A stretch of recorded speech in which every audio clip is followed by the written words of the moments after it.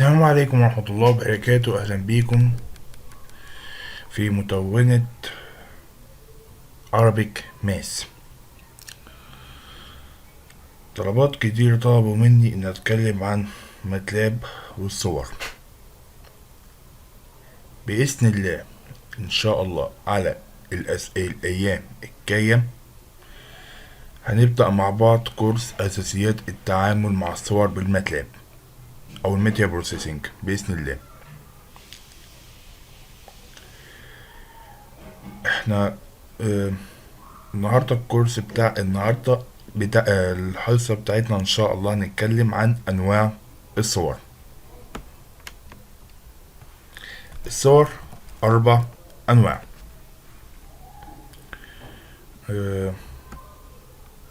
اول نوع اسمه RGB ويرمز الى Red Green Blue، وديت الصور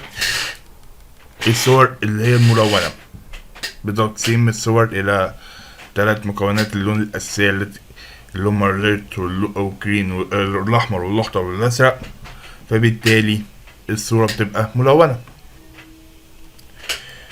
تاني نوع قليل أما بشوفه لكن هو موجود برضو، اسمه الاندكس.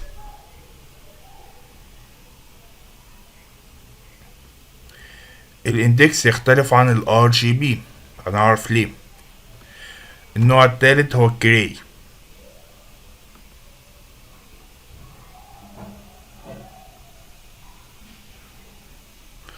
النوع الرابع ناس بيسموه لوجيكال، ناس بيسموه بلاك اند وايت، ابيض واسود. طب ايه الفرق ما بين الجراي وما بين الابيض والاسود؟ ان دوت ابيض واسود، لكن الجراي يعتمد على الالوان الرمادية، رمادي واسود. تعالوا نوضح. ادي صورة اهيت، صورة ملونة او الو ماس الشعار بتاعنا. اول حاجة ازاي نقرا الصورة؟ بامر واحد ابقى متخيل نعمله A بيساوي IM read. بعدين اول حاجة رجاء من هنا اتأكد ان انت فاتح فولدر الصورة، ايه اللي هتكتب مسار الصورة كلها. طالما احنا فاتحين الفولدر الصورة نكتب، ما تنساش علامات التنصيص، وبقدر الامكان ما تغلطش في الامس. السمول الحرف الصغير حرف صغير والحرف الكبير حرف كبير، ولا تنسى الفاصلة المنقوطة. ادي الصورة. لو عملنا IM show A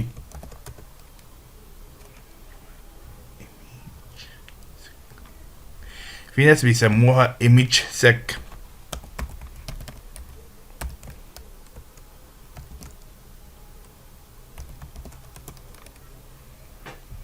ايه الفرق؟ معرفش عشان ما تقولش عليكم.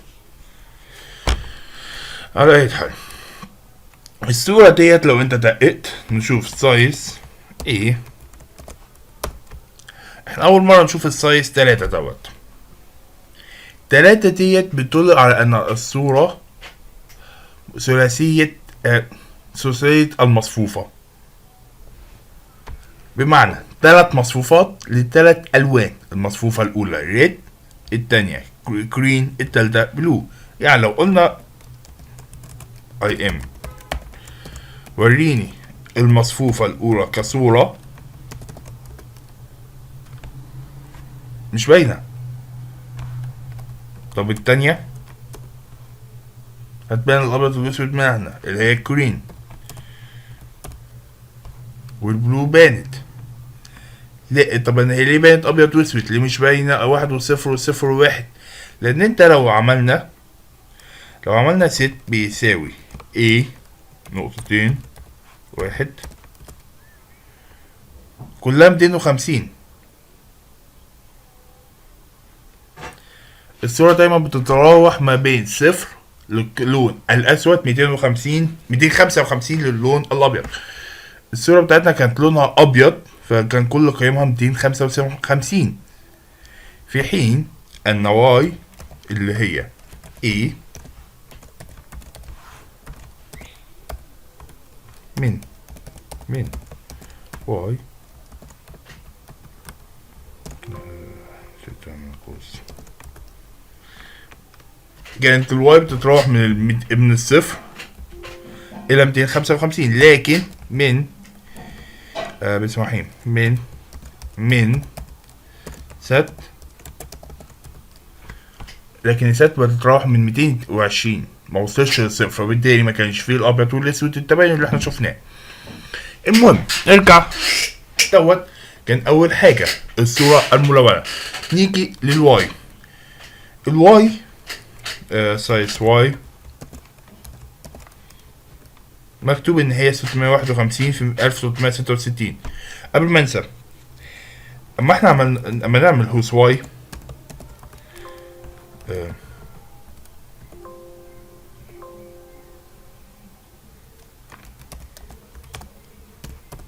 تعالى كده يعني. تمام. لما نعمل هوس واي مكتوب يونت 8. واما عملنا اي ام شو واي. طب تعالى نشوف ايه اللي هيحصل لو عملنا دبل بدل يونت 8. ما بانتش ليه؟ لان هي بتتأرجح ما بين الصفر و 255. لكن لو قررنا للايه لما نعمل RGB جراي، اللون التاني، النوع التاني اللي هو الجراي كيو، وليكن مثلا الكيو. اما نعمل اي ام شو كيو حولها لي الى لون رمادي، ابيض ورمادي.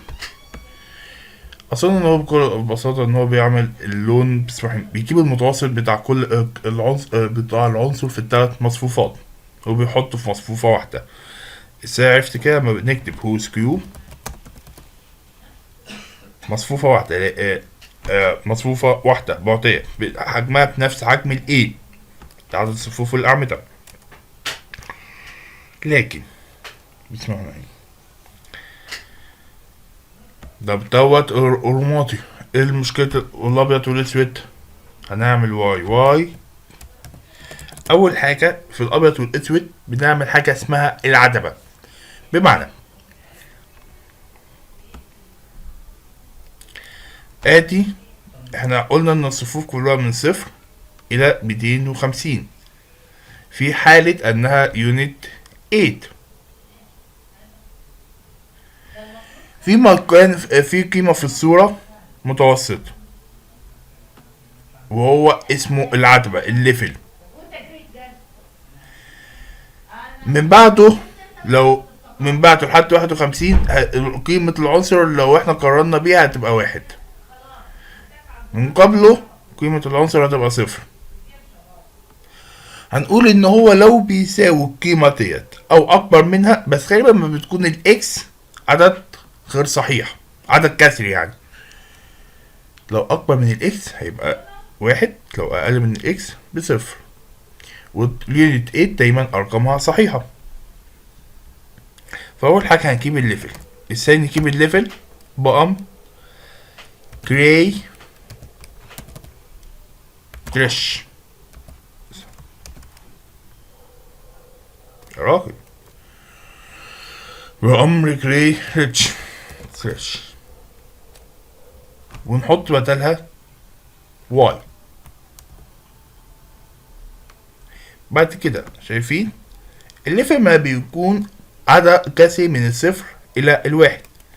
اما نعمل اي ام تو بي دبليو بلاك اند وايت، الواي بيحط لنا بعد كده يقول لنا الليفل. هحفظ المتخيل هنا اي ام شو بقت ابيض واسود، التقل طلع فيها. طب ايه اللي يحصل لو انا الليفل بتاعي 5 نص؟ ايه اللي يحصل لو انا عملت الليفل بتاعي هنا 1/10 اخف؟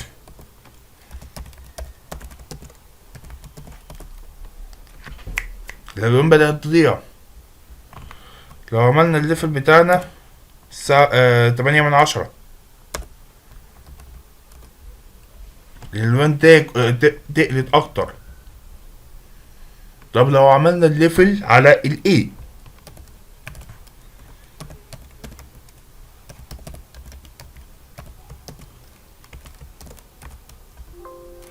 ما ينفعش. اسف، نفس القيمة.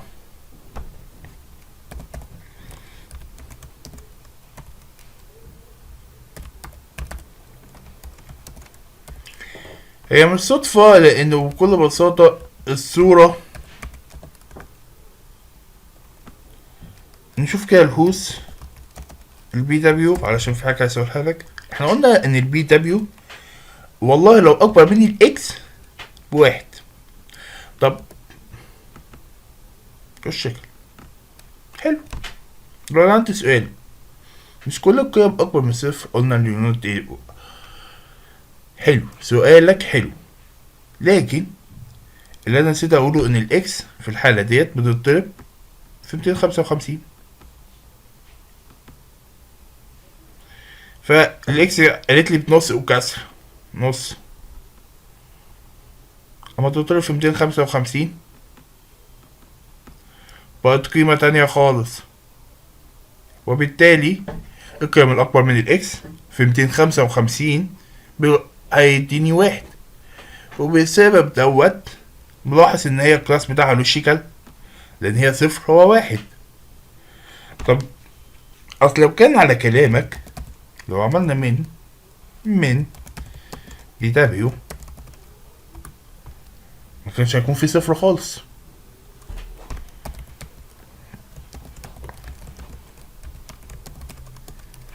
ولا ايه؟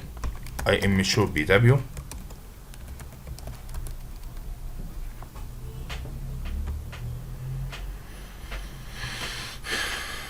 يتبقى صورة واحدة، الصورة اللي انا مش لاقي لها استخدام، او ما يسمى بخريطة الالوان، image map.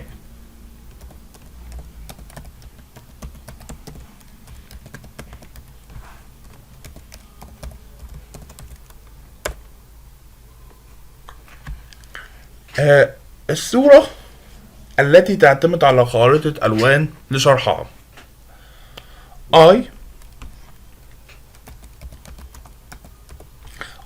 مصفوفة 285 في 350 نوع يونت 8، لكن ماب مصفوفة دبل وليس يونت 8 256 في 3. لو احنا عملنا اي ام شو للاي من خلال الماب هتبقى ابيض واسود، فبنعمل لها الماب.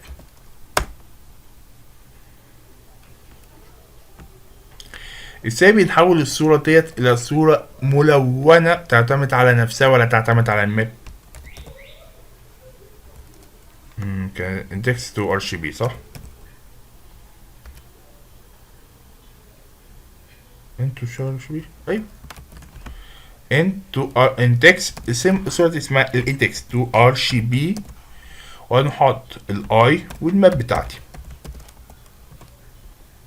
choose x، بقت الصورة ملونة. اي ام شو اكس. حلو. طب انا عايز اعكس الاكس ديت الى صورة ار جي بي. انت i2 map2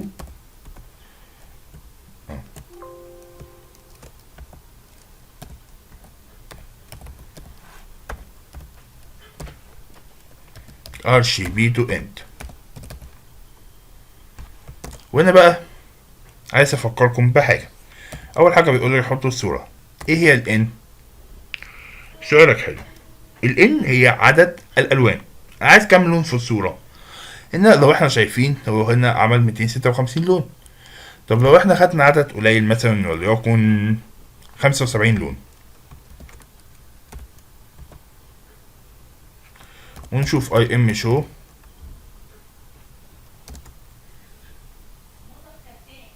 اي 2 وماب 2،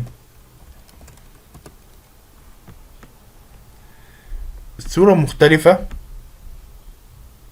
فيها نسبة اختلاف عن اهي عندي إلى حد ما ممكن يكون انا عيني مكبتهاش، بس فعلا في اختلاف لان هو بيعتمد على الالوان. طب لو احنا قللنا وليكن بلاش 75 خليها 25،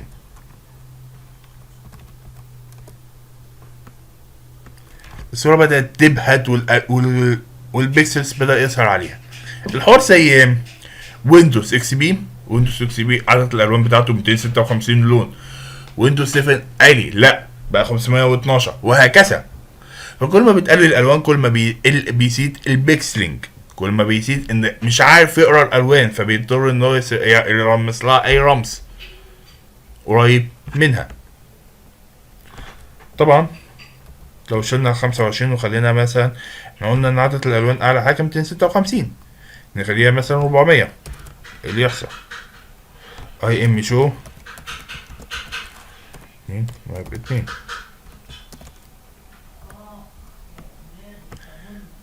طول ما انت بتسوت مفيش حاجه هتحصل. ليه؟ لان الصوره متحكمه بالالوان. اصل الحوار ملخبط شويه. تعال نشوف الاي رمز ديت مثلا الصوره بيقول رقم 84، ده بيقول لي السطر 84 البيكسل دوت يرمز الى رقم 34 اما 84 في الخريطه ماب. اما نفتح الصف 84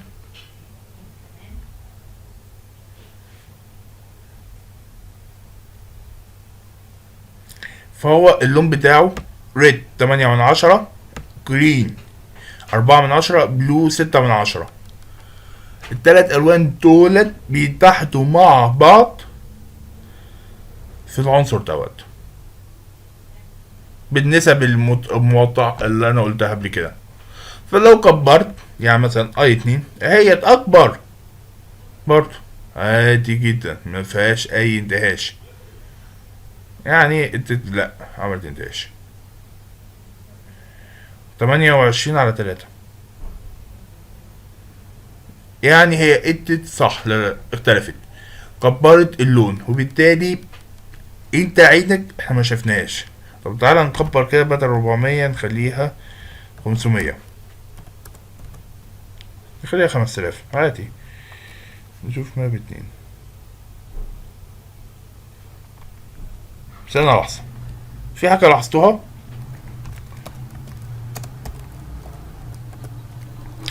بالضبط ماب 2 ليها حدود برضه، يعني بكل بساطة لو كتبت رقم أعلى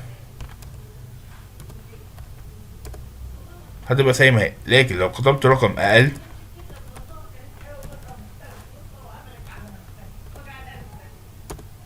هتقل. يعني زي ما أنا قلت مش مهم الرقم قد ايه، لأن برضه في كلا الأحوال الماب هيبقى ثابت لحد معين ومش هيزيد عنه. هو دوت انواع الصور. يا رب يكون الشرح عجبكم. باذن الله المره الجايه هنتوسع اكتر في تلك الاساسيات ان شاء الله. وشكرا للطالب حسين الرويم من جامعه حلب، اللي انا دلوقتي اللي انا بقوله مجرد شرح لكتابه بالمعنى ادق. شكرا كثيرا.